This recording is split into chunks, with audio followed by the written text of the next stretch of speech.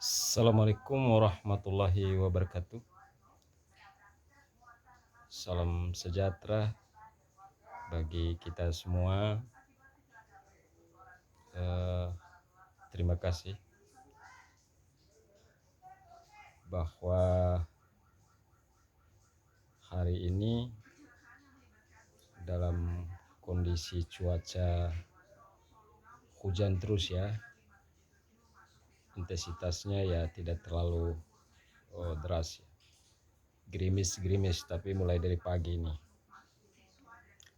Jadi untuk beraktivitas jadi stop dulu ini ya.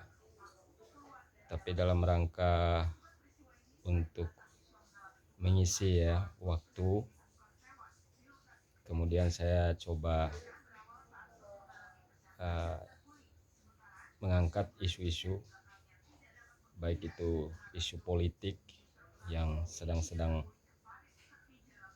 hangat ya pada saat ini, dan mungkin juga isu-isu hukum juga ya, terkait dengan berbagai perspektif yang tentu saja beririsan dengan apa yang terjadi di lapangan ya, yang kemudian coba kita mengendos setiap persoalan-persoalan yang terjadi itu, sehingga kemudian coba kita konstruksikan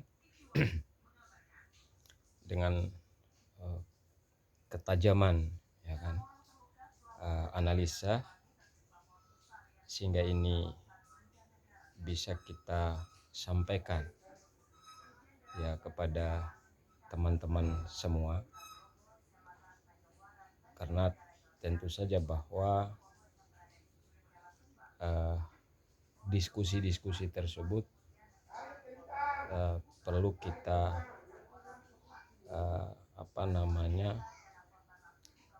menyampaikan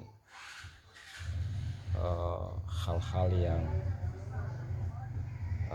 kekinian ya,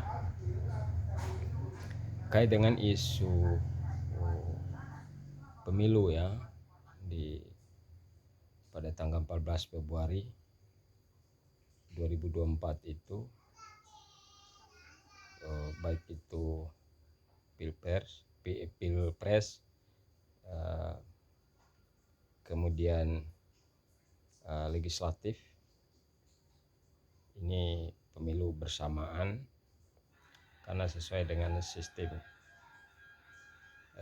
demokrasi di Indonesia ini yang tentu saja diamanatkan oleh konstitusi, itu adalah presidensial. Nah, mungkin saya akan mengkonstruksikan ini secara umum saja, tapi tentu kemudian bagaimana kita merespon agar persoalan-persoalan yang terjadi itu mampu kita meminimalisir, bahwasannya pemilu ini adalah pemilu yang damai, pemilu ini adalah instrumennya adalah pesta rakyat, riang gembira, tanpa mendikotomikan warna, golongan, dan apa yang menurut kita menjadi pilihan kita, baik itu di pemilu legislatifnya maupun di pemilu pemilu presidennya, di antara 3 paslon 01, 02, dan 03, dan kemudian beberapa partai, mungkin kalau nggak salah itu hampir 17, kalau kurang lebih 17 partai politik yang bertarung ya kan, untuk merebut hati rakyat Indonesia ini, akan bertarung pada momentum tanggal 14 Februari 2024. Oleh karena itu diskusinya adalah bagaimana kita mencoba ya, mendudukan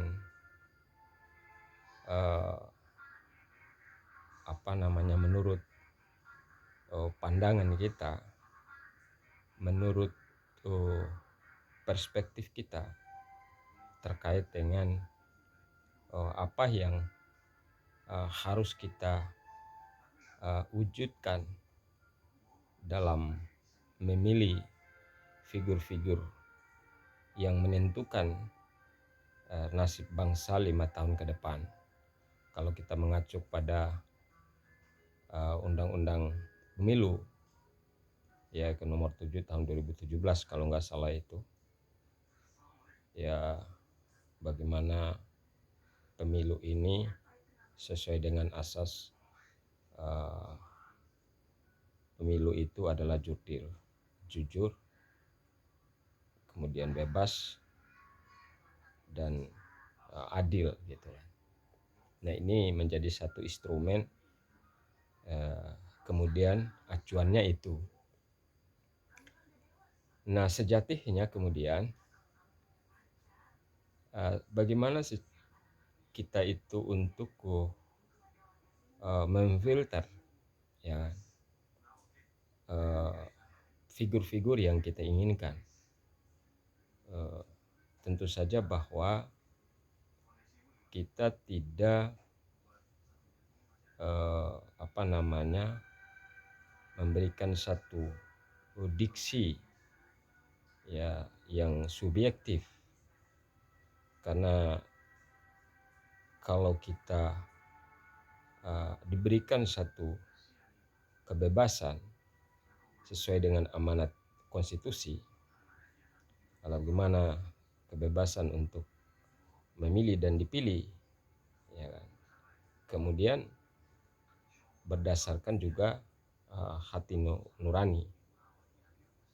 Nah, sehingga kemudian beririsan juga bahwa figur yang kita tentukan sikap itu untuk menjabat 5 tahun ke depan, tentu saja bahwa ada rekam jejaknya, ada track recordnya, ada integritasnya dan lain sebagainya. Itu mungkin menjadi satu pertimbangan kita ya, dalam rangka menentukan aspirasi kita, dalam menentukan sikap kita. Nah, ketika kita sudah menemukan sesuai dengan hati nurani, sesuai dengan perspektif kita, nah tidak kemudian bahwa kita mencoba ya kan, mempengaruhi ya orang lain, karena tadi kemudian bahwa yang namanya sikap politik itu sesuai dengan konstitusi itu adalah hak seseorang, hak asasi manusia ya, hak politik yang tentu saja diatur secara demokratis. Nah, tapi dalam konteks politik ya kan, dalam sistem kedemokrasian kita, baik itu presidensial maupun parlementer ya kan, itu sah-sah saja kita kan dalam rangka untuk memberikan satu pandangan-pandangan yang secara logis, secara faktual ya terkait dengan figur yang kemudian yang kita dukung ya kan, atau istilahnya tim sukses ya kan. Tentu saja bahwa itu diberikan ruang secara demokrasi, tapi bukan berarti kita masuk pada wilayah yang saling menjudge, saling menghujat ya kan, dan lain sebagainya gitu kan. Karena pada prinsipnya siapapun nanti ketika berhasil di antara figur-figur yang ditentukan akan bertarung di pesta demokrasi nanti, siapapun berhasil, bahwa itu adalah konsekuensi dari demokrasi ya kan, yang harus kita siap, ya kan, semina atau anak itu kalau dalam konteks ya spiritualnya. Nah, oleh karena itu, agar ini menjaga ya netralitas, untuk menjaga pemilu yang damai, nah tentu tadi, ya kan, meskipun kita sudah diberikan satu instrumen hak konstitusi, tapi ada batasan-batasan secara etika, secara moral, ya kan, dalam rangka untuk melihat agar pesta demokrasi ini berjalan sesuai yang diharapkan oleh publik. Nah, itu yang harus menjadi satu concern kita bersama. Artinya melalui diskusi ini, ya, saya perlu menghimbau, ya, perlu juga memberikan satu informasi kepada teman-teman, kepada rekan-rekan dan sahabat-sahabat semuanya, ya kan, yang kemudian harus kita betul-betul menjaga, ya kan, pemilu yang damai. Nah, itu sebetulnya harapan kita bersama.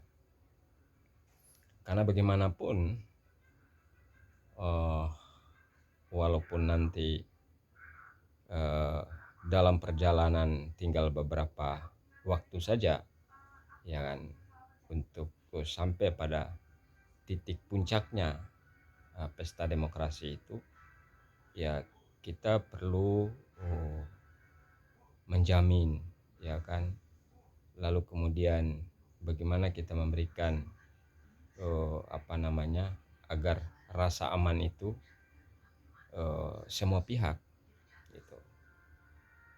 Kita tidak terlalu jauh masuk pada wilayah-wilayah yang mencoba mengintimidasi, mengintervensi dan lain sebagainya gitu. Nah, oleh karena itu secara spesifikasi tentu bagaimana kita mencoba memfilter, ya kan, figur-figur yang baik itu di legislatif maupun di eksekutif ke depannya nanti, itu semua adalah bagaimana 200 lebih juta rakyat Indonesia untuk menentukan proses perjalanan pembangunan perekonomian dari berbagai aspek yang ada di bangsa ini. Ini semua tergantung bagaimana rakyat Indonesia. Nah, oleh karena itu kita mencoba dalam pesta demokrasi ini bagaimana kita memberikan semacam meritokrasi, memberikan satu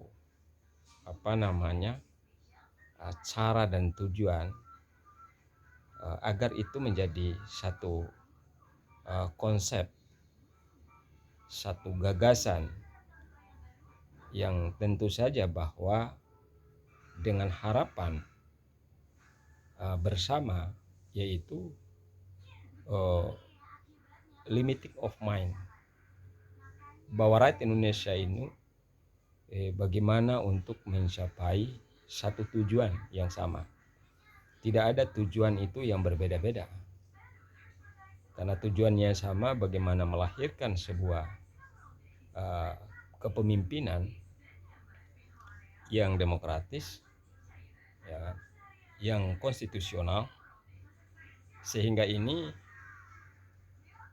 bisa dinikmati ke depan, itu akan berjalan seperti apa yang kita harapkan, baik itu dari berbagai aspek, baik ekonomi, politik, hukum, ya kan, semua itu bisa dijawab yaitu pada pesta rakyat tersebut. Sehingga kemudian kita harus betul-betul ya, bagaimana ya kan dengan sikap objektif kita ya, dalam rangka untuk mendukung itu, mendukung pesta rakyat atau demokrasi ini ya kan, untuk menentukan sikap politik kita sehingga nanti ada responsibility ya kan terhadap siapa yang meraih kemenangan tersebut. Karena bagaimanapun ketika apa yang kita inginkan tentu saja tidak seperti semuanya itu harapan secara personal atau harapan secara komunitas ya kan? Tapi paling tidak ini adalah harapan seluruh ya kan secara komprehensif rakyat Indonesia. Nah, oleh karena itu pada prinsipnya kita bagaimana memberikan satu politik politik kedewasaan ya kan. Lalu kemudian kita mengurangi ya kan tensi saling mengklaim ya kan di antara satu sama lain. Karena itu kan membuat satu situasi ya atau kondisi yang kemudian nanti akan terjadi persoalan-persoalan yang membuat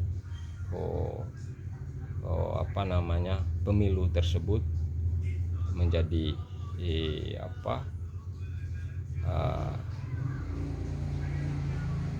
permasalahan. Sementara kita inginkan bahwa pemilu adalah pemilu yang aman, pemilu itu pemilu damai dan lain sebagainya. Nah, kemudian juga bahwa harapan kita bahwa seluruh stakeholder yang diamanatkan, dipercayakan, artinya lembaga-lembaga negara yang hari ini yang bersentuhan langsung dengan berjalannya pemilu itu, seperti KPU, Bawaslu, ya sampai mulai dari pusat sampai ke tingkat paling bawah, ini betul-betul menjalankan tugas dan kewenangannya dengan proaktif, dengan objektif, dengan netralitas. Nah, sehingga tidak tidak muncul opini-opini yang tentu kemudian itu menjadi satu opini yang subjektif, sehingga menciptakan kondisi-kondisi yang yang tidak kondisional atau tidak nyaman gitu.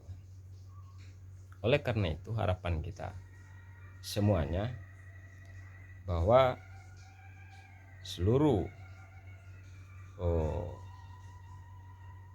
apa yang menjadi hari ini tugas ya kan, yang dipercayakan atau yang diamanatkan oleh negara ya kan, itu harus betul-betul konsen gitu kan, memberikan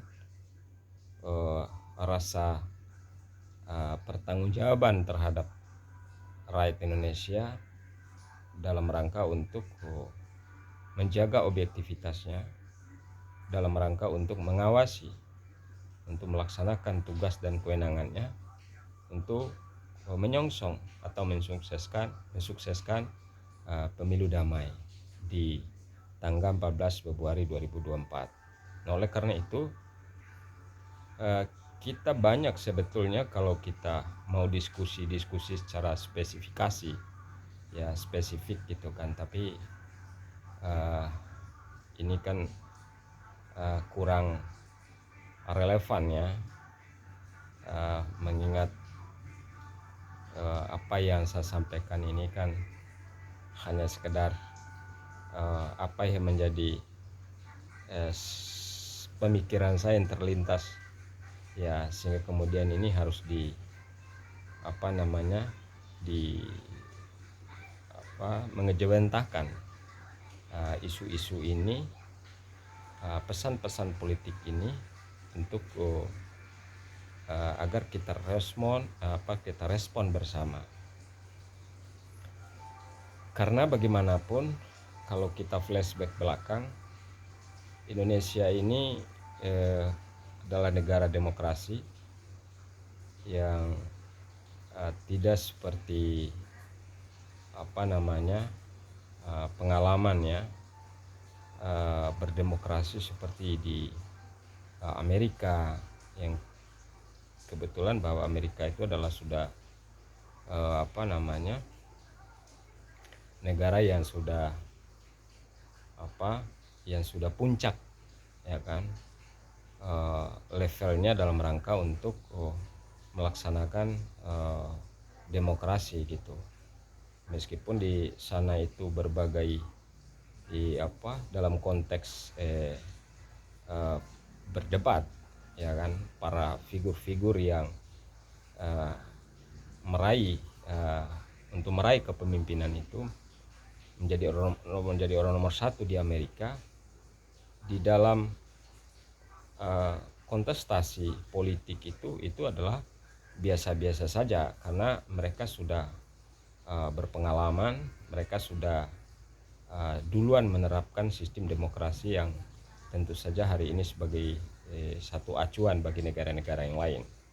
Nah, sementara Indonesia ya kan, dengan pasca lahirnya sebuah era reformasi, ini adalah buah era reformasi yang mungkin selama ini terjadi ya kan, stagnasi ya kan, pemilu-pemilu yang di zaman Orde Baru ya kan, dan lain sebagainya. Dan hasil dari itu ya kan, maka di era reformasi ini sudah jauh ya proses peningkatan ya demokrasi dalam rangka pesta rakyat itu atau pesta demokrasi. Nah, oleh karena itu kita jangan terlalu meskipun negara masyarakat atau publik Indonesia itu adalah masyarakat yang paternalis ya terhadap apa-apa yang menjadi konteks politik ya, untuk mensukseskan di antara figur-figur yang mereka inginkan dalam rangka memimpin ke depan. Tetapi kita juga tidak terlalu semacam mengkultus ya kan, mengkultus di antara figur-figur itu ya kan. Karena bagaimanapun secara kontestasi politik di dalam pesta demokrasi ini kalau bisa ya kita harus mengabaikan itu, untuk tidak mengedepankan itu gitu. Bagaimanapun ketika misalnya figur-figur yang kita inginkan itu, bagaimana mereka itu adalah membuktikan kepada masyarakat untuk menjual ide-ide dan gagasan-gagasannya, sehingga itu menjadi satu tolak ukur atau parameter ya kan bagi masyarakat untuk memilih ya kan figur yang mereka inginkan. Nah, itu sebetulnya kalau kita lihat di dalam kontestasi politik pada politik kekinian. Nah, oleh karena itu saya mencoba jumping konklusi itu adalah bagaimana hari ini apa yang saya narasikan mulai dari awal, kita bagaimana menciptakan pemilu yang demokrasi, yang pemilu damai, pemilu yang nyaman, pemilu yang diharapkan oleh rakyat Indonesia.